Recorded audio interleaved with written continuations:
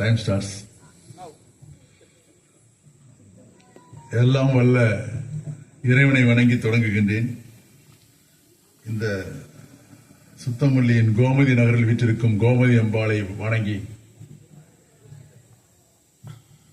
இந்த சுத்தமல்லி மண்ணில் பிறந்து வளர்ந்த கொடுப்பனை உள்ளவன் என்ற நிலையில் இந்த திருவள்ளுவர் கழகத்தில் தொடர்ந்து என்னால் முடிந்தவரை கலந்து கொண்டிருக்கிறேன். ஒரு கூட்டம் நடத்துவது என்பது எவ்வளவு கடினம் என்று எனக்கு நன்றாக தெரியும். கிராமப்புறங்களில் அது சுத்தமல்லியில் நிறைய முத்தமிழ் இளைஞர் கிராம முன்னேற்ற சங்கம்னு ஒரு நிகழ்ச்சி நடத்திட்டு இருப்போம். சங்கம் நடத்தினோம், இளைஞர் சங்கம். அதில் எல்லா ஜாதியினரும் எல்லா மதத்தினரும் இருப்பாங்க. ஆனால் ஒரு 6 மணி 7 மணிக்கு தான் மீட்டிங்னு போட்டிருப்போம். 8 மணி 9 மணி தான் ஆட்கள் வேலையெல்லாம் முடிச்சுட்டு உட்காருவாங்க. 8 மணி 9 மணிக்கு வருவாங்க. நாங்கள் பேசும்போது ஆங்காங்க வீட்டில் கேட்டுக்கொண்டிருக்கும் பெருமக்களே என்றுதான் பேச தொடங்கும். அதுபோல இந்த சார் ஒரு போட்டோ எடுங்க, உட்கார்ந்து சிரிச்சுட்டு இருக்கீங்க. ஒரு ஆளுக்கு ஒரு போட்டோ எடுக்கணும் கூப்பிட்டு வந்திருக்கோம்ல.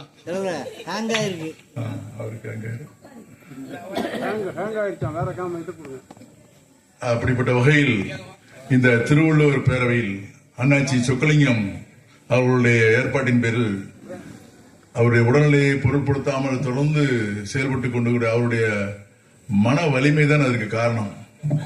அவ்வளவு உடல்நிலை சரியில்லாத காரணத்திலே இந்த நிகழ்ச்சி நடத்துறாருன்னா அது பெரிய விஷயம். அழைப்புதெல்லாம் கொடுத்து அதெல்லாம் கூப்பிட்டு இதுல நிறைய ஆவலாதிகள் வரும், பாராட்டுகள் ஒரு சில வரும். அதையும் தாங்கி கொண்டு அவர் ஒரு ஆத்ம திருப்திக்கு பண்ணிட்டு இருக்கிறாரு. அது என்னால் இன்னைக்கு கலந்து கொள்ள முடிஞ்சது ரொம்ப சந்தோஷப்படுறேன். பாப்பாக்குடி இரா செல்வமணி அவர்கள் நாங்கள் எல்லோரும் பேச வேண்டியது எல்லாம் அவர் பேசிவிட்டார். இப்பொழுது நாங்கள் நன்றி சொல்லி போற அளவுக்கு இருக்குது. எல்லாரையும் எல்லா தலைப்பையும் தொடுத்தார்.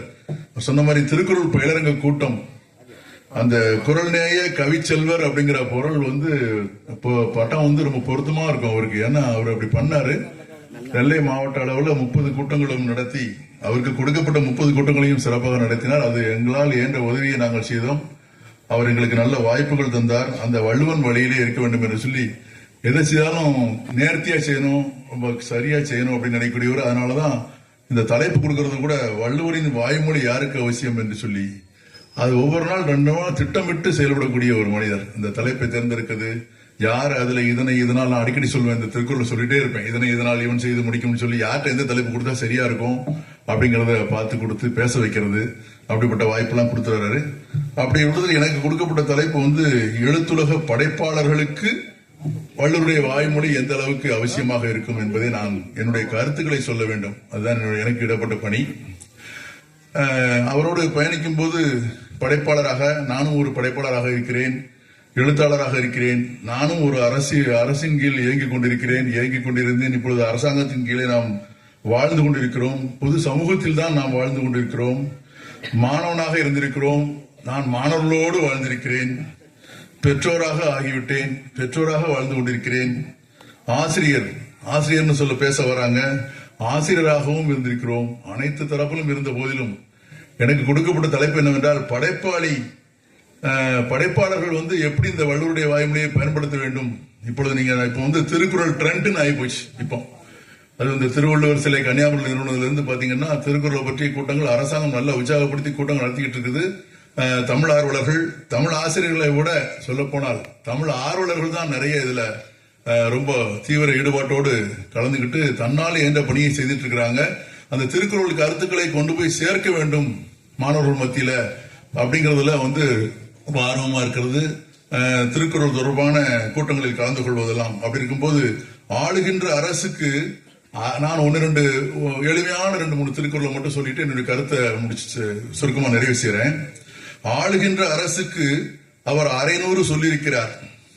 பொது சமூகத்திற்கோ போதும் போதும் என்ற அளவுக்கு சொல்லியிருக்கிறார். யாரு? வள்ளுவர். போதும் போதும் என்ற அளவுக்கு சொல்லியிருக்கிறார். படிக்கும் மாணவர்களுக்கோ 10 1000 அல்ல 10,000 சொல்லியிருக்கிறார். பேணுகின்ற பெற்றோர்களுக்கு அவர்கள் நாணுகின்ற அளவுக்கு நிறைய கருத்துக்களை சொல்லியிருக்கிறார். அவர்கள் பேணுகின்ற அளவிற்கும் சொல்லியிருக்கிறார். போதிக்கின்ற ஆசிரியர்களுக்கு அவரை நல்ல விதமாகவும் கெட்ட விதமாகவும் பாதிக்கின்ற அளவிற்கும் சொல்லியிருக்கிறார் என்றுதான் நான் சொல்வேன். இவை யாவையும் விட இன்னும் நிறைய படைப்பாளர்களுக்கு சொல்லியிருக்கிறார். படைப்பாளர் யாரு என்னங்கிறத சுருக்கமா சொல்லிட்டு அவர் என்ன சொல்லியிருக்கிறாங்க ஒரு சில கருத்துக்களை சொல்லி நிறைவு செய்றேன். படைக்க வேண்டும் என்று சொன்னால் அவர்கள் பல நூல்கள் கற்க வேண்டும்.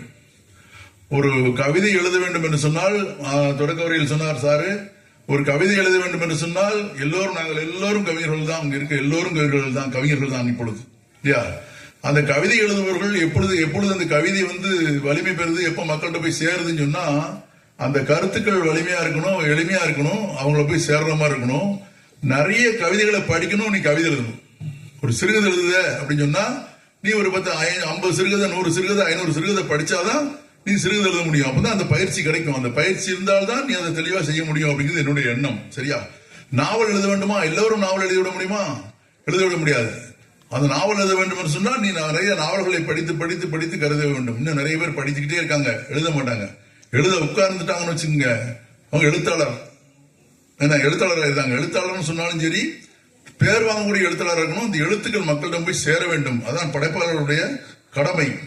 நாம் கற்பதையும் வாழ்வில் பெற்றதையும் நாம் கற்றதையும் படைப்பாளர்கள் என்ன செய்ய வேண்டும்? சமூகத்துக்கு சொல்ல வேண்டும். நான் புது கவிதை எழுதிட்டே இருப்பேன். மரபு கவிதை 1-2 தான் எழுதியிருக்கிறேன். என்னுடைய கவிதையை பார்த்து பாராட்டியவர்கள் நிறைய பேர் உண்டு. நல்ல அழகான பெண்கள் படத்தை போட்டு இன்டர்நெட்ல இருந்து எடுத்து போடுவேன். வண்ணதாசன் ஐயாவே என்னை கையை பிடிச்சுக்கிடுவாரு.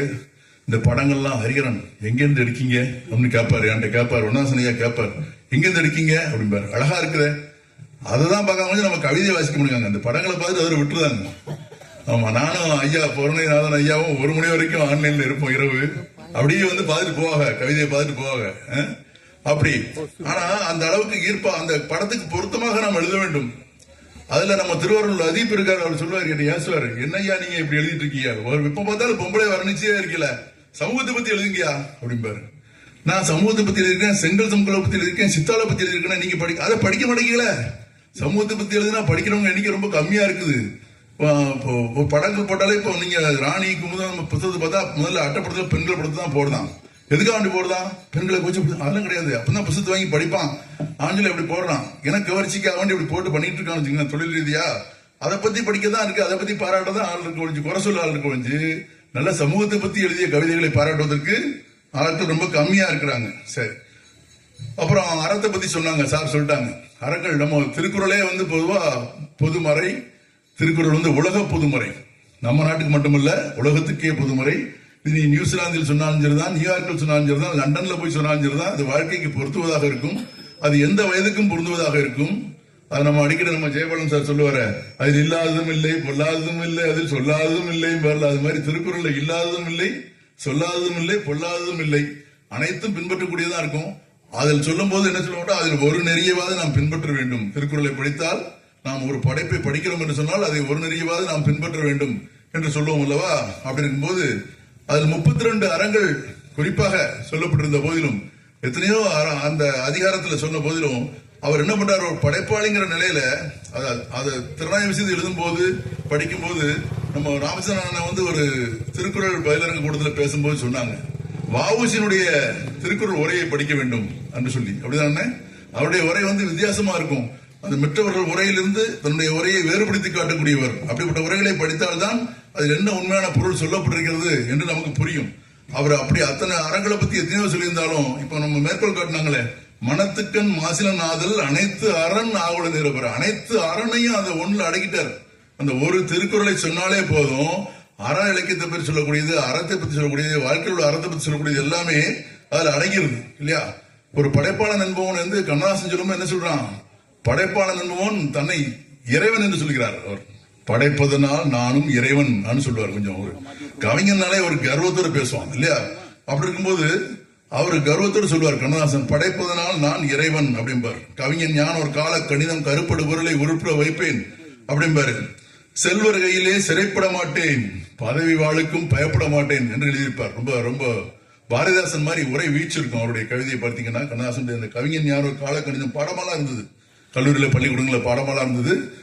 அந்த கவிதையில சொன்ன மாதிரி ஒரு படைப்பாளி என்பவன் என்ன செய்ய வேண்டும், யாருக்கும் ஆட்படக்கூடாது. இந்த சிங்கி அடிக்கிற வேலை, இந்த சாலரா அடிக்கிற வேலை தான் வைக்கக்கூடாது. மனசுல படுறது தெளிவா சொல்லிடுவான். அதனால கெட்ட பேர் வாங்குவான் கவிஞன், என்ன செய்வான், கெட்ட பேர் அதை பத்தி கவலைப்படக்கூடாது, மனசுல தோணுதை தெளிவா சொல்லிடணும். சரி, வேற என்ன சொல்லியிருக்குது, 2 எண்ணென்ப ஏனை எழுத்தன்ப 2 தான். 2 விஷயம் சொல்லி எண்ணும் எழுத்தும் கண்ணன தவன் இருக்கும். சரியா? எண்ணென்ப ஏன எழுத்தென்ப இரண்டும் தான், ரெண்டு கண்ணா வச்சுக்கணும். அதுல எண்கிறது வந்து உங்க கணக்கு சார். அவர் நடுவர் செல்வமணி சார் வந்து எங்களுடைய தலைவர் கணக்கு சார். எண் எழுத்துங்கிறது என்னது? படைப்பாளர்கள். அப்படி எழுத்து எழுதணும்னா அவனுக்கு என்ன இருக்கணும்? நேரடியா வந்து சொல்லல வள்ளுவர். என்ன ஒரு சில பேர்ட்ட கலந்து ஆலோசனை பண்ண பச்சேன், எழுத பத்தி ஏதாவது எழுதியிருக்காரா? கற்க கசலா சொல்லியிருக்காரு, என்ன கட்டில கேட்க சொல்லியிருக்கிறாரு. ஆனா எழுதுங்கன்னு ஏதாவது சொல்லியிருக்காரா திருக்குறள்ல? எனக்கு தெரிஞ்சு அப்படி ஒண்ணும் எழுதுங்க, இப்படி எழுதுங்க, அப்படி எழுதுங்கன்னு அவர் சொல்லல. ஆனா அது சொல்லாம என்ன சொல்லியிருக்கிறாரு? அறிவை பத்தி சொல்லியிருக்கிறாரு. எழுதவனுக்கு அறிவு இருக்கணும். என்ன அறிவு இருக்கணும்? பட்டறிவு இருக்கணும், படித்தறிவு இருக்கணும், ரெண்டு அறிவு இருக்கணும். கல்வி அறிவு இருக்கணும், கேள்வி அறிவு இருக்கணும். அதை பத்தி சொல்லியிருக்கிறார். கேள்வி செல்வம் முக்கியமானது. செல்வத்தில் செல்லும் செவிச்செல்வம், அச்செல்வம் செல்வத்தில் எல்லாம் தலை. அப்படிப்பட்ட செவிச்செல்வத்தை வைத்துக் கொண்டு, தான் பட்ட அனுபவத்தை வைத்துக் கொண்டு நீ ஒரு படைப்பை படைத்தால் வெற்றி பெறும். ஒரு படைப்பு எப்பொழுது வெற்றி பெறும் என்று சொன்னால், ஒரு சிறுகதை எழுதுறீங்க, ஒரு கவிதை எழுதுறீங்க, எது வெற்றி அடையும், எல்லாருக்கும் பிடிக்கும்னு சொன்னா 90% உண்மை எழுதணும், ஒரு 10% கற்பனை கலந்துக்கணும். அப்படி பண்ணீங்கன்னா அந்த படைப்பு வெற்றி பெறும். அதற்கு என்ன இருக்கணும்? கல்வி அறிவு இருக்க வேண்டும் மட்டுமல்ல, கல்வி அறிவு இருந்தால் மட்டும் போதாது, கேள்வி அறிவு இருந்தால் மட்டும் போதாது, பட்டறிவு இருக்க வேண்டும். அப்படிப்பட்ட படைப்பாளன் தான் சமூகத்தில் வெற்றி பெற முடியும், பெயர் வாங்க முடியும், புகழ் வாங்க முடியும் என்று சொல்லி நேரம் ஆகிவிட்டதால் என்னுடைய கருத்துக்களை நிறைவு செய்து நல்ல வாய்ப்புக்கு நன்றி கூறி விடைபெறுகிறேன். நன்றி, வணக்கம். உண்மையிலேயே ஒரு கருத்து